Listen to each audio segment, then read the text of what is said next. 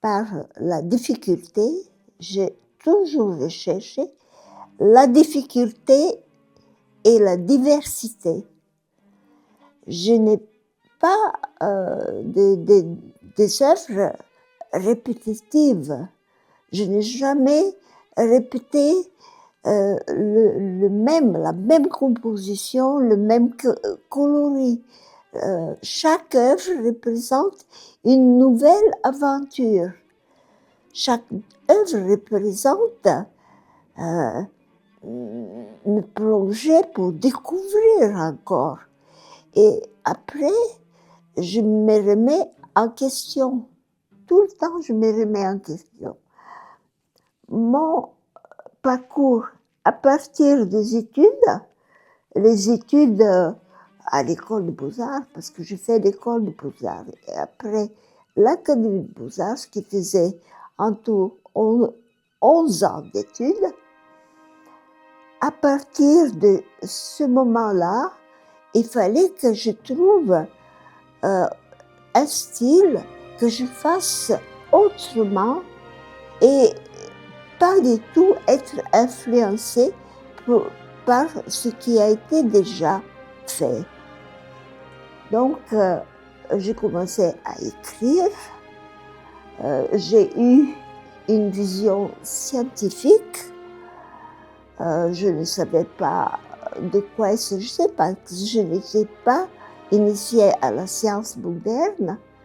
Donc, j'ai mis des années, beaucoup d'années, puisque ça a commencé en 1980-81. On est en 2026.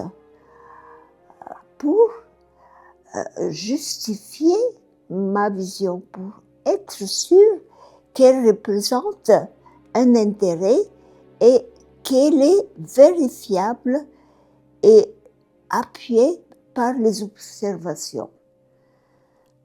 Donc, j'ai publié plusieurs livres, plusieurs, pas beaucoup, mais déjà par rapport à mon travail sur la peinture, c'est déjà pas mal. J'ai écrit déjà en 2000. La première publication était un gros livre avec des reproductions en 2000. Après 2010, en 2010, c'était un livre où il y avait une partie de mes découvertes et l'autre partie représentée comme un roman. En 2018, non, 2020, un livre, carrément un roman qui représentait mes visions imaginaires. Et maintenant, mon livre sur le supraréalisme, qui est l'œuvre ultime de ma vie, vient de paraître. Il s'appelle Supraréalisme, le secret de la connaissance, qui est en vente maintenant partout. Vous pouvez, si quelqu'un le veut, il veut le lire, il peut le commander dans toutes les librairies. Et il peut découvrir une vision sur une nouvelle énergie inépuisable, libre et gratuite qui pourrait sauver l'humanité. C'est d'un intérêt mondial. Donc, je pense qu'il va être lu, qu'il va être connu, qu'il va être utilisé.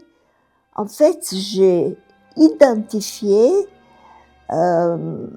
cette énergie que tout le monde connaît, puisque les scientifiques l'ont utilisé et continuent à l'utiliser.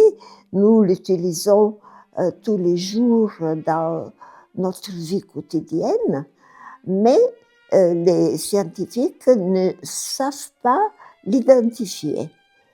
Voilà, je pense que ça, c'est d'intérêt capital.